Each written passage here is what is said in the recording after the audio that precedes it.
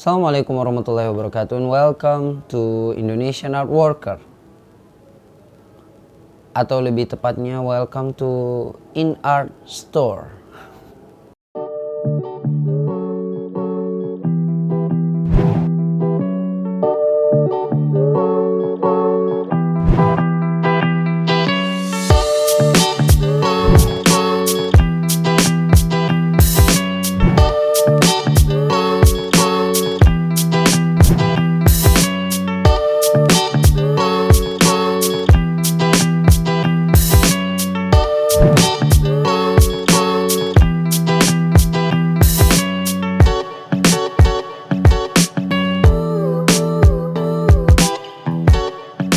Jadi sebelum saya benar-benar ngambil ini kamera, kemudian terus taruh di situ untuk ngerekam, saya habis baca komentar ini.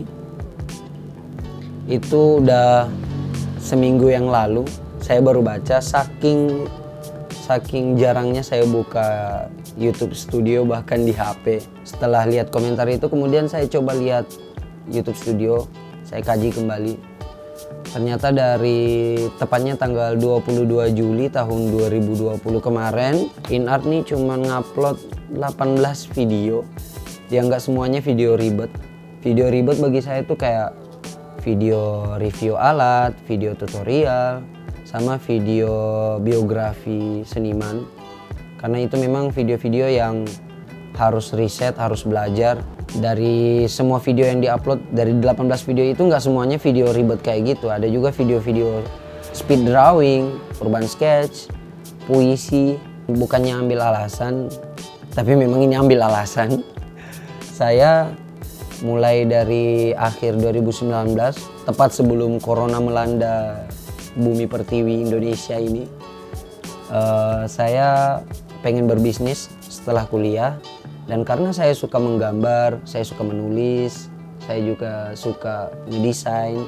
Akhirnya saya pengen jual stationery atau lebih tepatnya disebut ATK, alat tulis dan kantor, dan juga alat lukis dan peralatan yang berkaitan dengan handicraft. Tapi di perjalanan berdagang, salah satu kerabat atau lebih tepatnya keluarga bilang kayak namanya di Indonesia itu kalau jual alat tulis dan kantor umumnya harus ada mesin fotokopi buat narik pelanggan. Akhirnya di InArt Store ada mesin fotokopi dari Kyocera. Alhamdulillah udah hampir 2 tahun dipakai, nggak ada masalah sama sekali. Kemudian sekarang udah ada printer untuk cetak foto, untuk cetak brosur.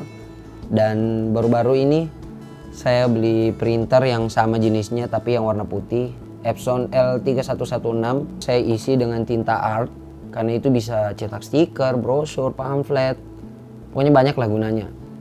Dan warnanya lebih real, warnanya lebih bagus, sehingga saya bikin ini karena ini berkaitan juga dengan produksi wall decor. Dan di sini juga udah ada mesin jilid spiral. Itu ceritanya untuk jasa jilid spiral, tapi sekalian buat produksi kayak ginian. Ceritanya pengen produksi buku mewarnai atau buku art prints yang saya buat, dan ini prototype, belum pantas atau belum layak dipasarkan. Ini adalah kumpulan gambar Inktober saya di tahun 2020. Ini sampulnya dari ivory paper yang glossy. Di sini juga saya masarin kayak pop up, kayak gitulah intinya. Retailnya udah bermacam-macam. Udah ada mainan yang katanya relate juga sama alat tulis dan kantor. Saya jual kaos kaki, masker. Saya jual alat listrik kayak colokan dan sebagainya, pernak-pernik alat listrik. Saya juga jual aksesoris HP kayak headset, chargeran, kabel USB dan lain-lain. Ya, mulai beragam barang di sini yang dijual, udah mirip kayak toko serba ada gitu. Dan akhirnya singkat cerita, saya merasa sangat ribet. Mulai dari ngatur barang, ngebersihinnya, ngejagainnya dari debu, kemudian ngatur suplai dan stoknya jangan sampai kebanyakan atau terlalu sedikit. Kemudian saya juga harus mikirin harganya, nggak boleh terlalu mahal, nggak boleh terlalu murah. Itu juga lumayan bikin pusing. Saya juga mikirin catatan keuangannya yang masih saja fisik Dan saya juga harus mikirin gimana memasarkan retail dan juga produk yang saya buat. Lebih suka produk sih untuk dipasarkan secara online, yang mana sama sekali itu nggak berjalan. Bahkan in art store akun Instagramnya pun nggak kepegang sama sekali. Belum lagi Tokopedia, Shopee dan lain-lain sebagainya itu nggak kepegang sama sekali. Saya juga harus mikirin desain untuk produk.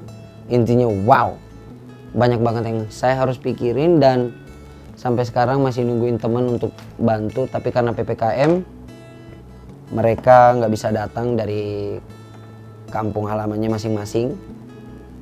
Tapi ya itulah perjalanan saya di In Art Store. Dengan semua yang saya sebutkan tadi, ternyata saya agak sulit menyeimbangkan antara ngurusin toko offline, mikirin toko online, mikirin doang tapi nggak ngurusin.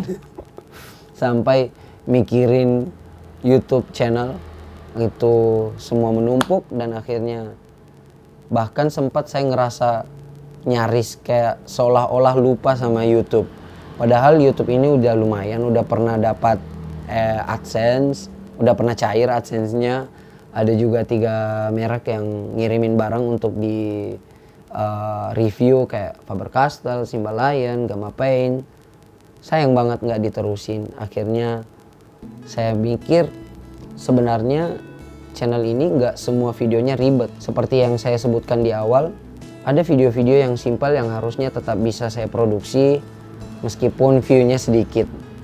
Kayak speed drawing, urban sketch, puisi, ya kayak yang tadi saya sebutkan lah.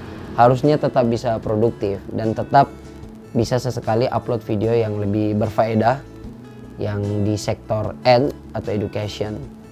Ya, semoga kedepannya saya bisa belajar untuk menyeimbangkan antara waktu ngurusin toko, ngurusin kehidupan pribadi. Saya juga masih ngajar sampai sekarang online, dan saya juga harus mikirin channel YouTube. Menyeimbangkan waktu semuanya itu ya lumayan susah bagi saya yang masih pemula banget di semua bidang yang saya geluti. Kurang lebih itu aja video buat kali ini, sekedar video. Welcome back setelah hiatus lagi. Keep your imagination and stay drawing. Assalamualaikum warahmatullahi wabarakatuh.